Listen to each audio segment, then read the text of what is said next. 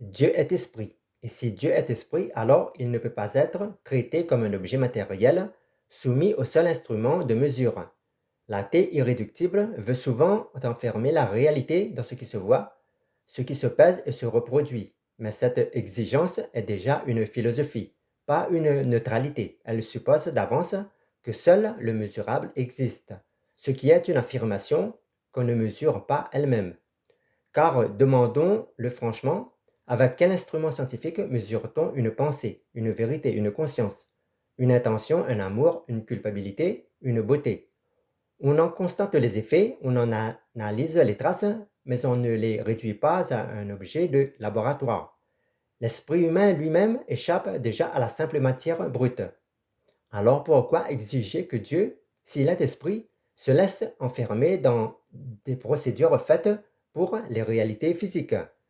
L'athée irréductible se place alors dans une contradiction. Il réclame une preuve matérielle d'une réalité qui par nature dépasse le matériel. C'est comme exiger de peser la justice sur une balance ou de mettre la vérité dans un tube à essai. Le problème n'est pas seulement que Dieu n'entre pas dans son protocole. Le problème est que son protocole est trop étroit pour juger ce qu'il refuse par avance.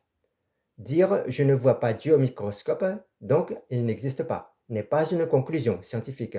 C'est un préjugé méthodologique transformé en dogme.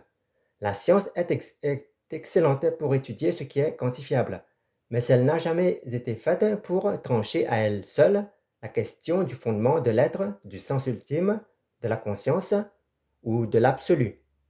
Alors l'athée peut bien sourire et demander des preuves, mais qu'il soit cohérent. S'il refuse toute réalité non matérielle parce qu'elle ne se laisse pas enfermer dans ses instruments, alors il doit aussi rejeter la vérité, l'esprit, la liberté, la dignité humaine et la morale objective.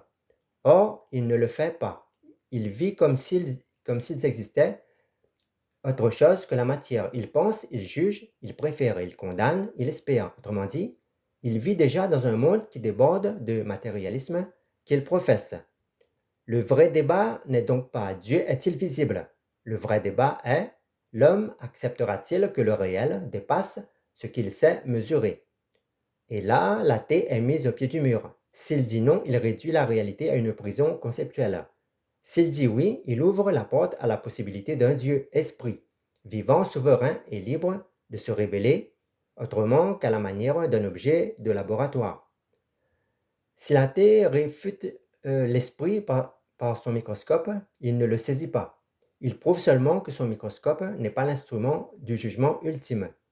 Dieu donc est esprit, et l'athée, lui, veut le faire entrer dans la cage des objets. Mais ce que l'on ne peut pas enfermer ne devient pas faux pour autant. L'invisible n'est pas l'irréel. L'athée, qui exige des preuves matérielles pour une réalité spirituelle, confond méthode scientifique et métaphysique. Il ne démontre pas l'inexistence de Dieu, il manifeste seulement les limites de son propre cadre. L'Écriture nous dit que Dieu est esprit. Cela signifie qu'il n'est pas une matière parmi d'autres, ni un objet que l'on peut placer sous une loupe, ni une réalité que l'on enferme dans un laboratoire. Dieu dépasse ce que nos mains peuvent saisir, ce que nos yeux peuvent mesurer et ce que nos machines peuvent détecter. Et c'est précisément là que beaucoup se trompent. Ils veulent prouver Dieu comme on prouve un composé chimique. Ils veulent le mesurer comme une substance. Ils veulent le réduire à ce qui entre dans les catégories du visible. Mais si Dieu est esprit, alors il ne se laisse pas traiter comme un simple fait matériel. Il y a donc la limite du regard humain. L'homme moderne aime ce qui est quantifiable. Il fait confiance à ce qu'il peut observer, répéter, vérifier. Cela a sa valeur, mais cette méthode a aussi ses limites, car tout ce qui existe n'est pas de l'ordre du poids, de la longueur, de la matière ou de la formule. Peut-on peser la pensée, la conscience, enfermer la vérité dans une éprouvette? Peut-on placer l'amour sur une paillasse de laboratoire? Évidemment non. Pourtant, une personne de sensé ne dira que ces réalités n'existent pas. On en voit les effets, on en perçoit les traces, on en subit la puissance. Il en va de même pour Dieu. On ne le réduit pas à un objet, mais on reconnaît sa présence dans ce qu'il révèle.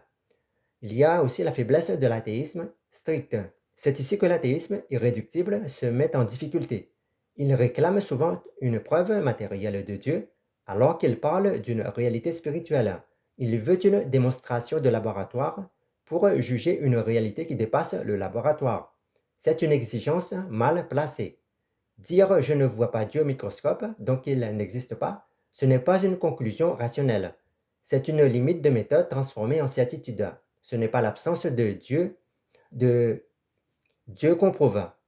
Pardon, mais c'est l'étroitesse d'un cadre qui refuse d'accueillir autre chose que la matière. Et pourtant, l'athée lui-même vit chaque jour de réalités qu'il ne peut pas réduire à la matière. Il aime, il choisit, il juge, il souffre, il espère. Il reconnaît la dignité humaine, il parle de justice, il invoque la vérité.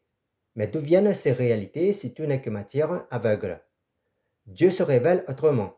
Dieu n'est pas absent parce qu'il n'est pas enfermé dans les instruments humains. Il se révèle dans la création, dans la conscience, dans la parole, dans la sainteté, dans la croix et dans l'œuvre de l'Esprit.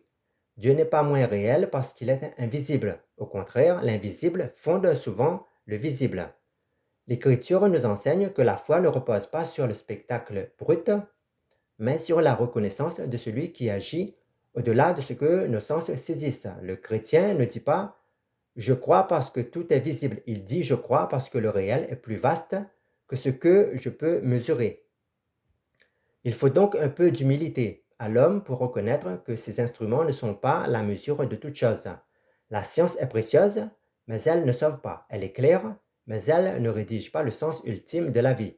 Elle décrit, mais elle ne répond pas à tout.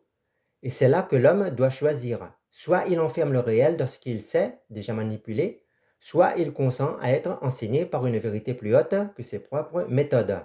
L'athée irréductible peut refuser Dieu, mais il ne peut pas honnêtement le réfuter en disant seulement qu'il n'a pas pu le mettre sous ses instruments.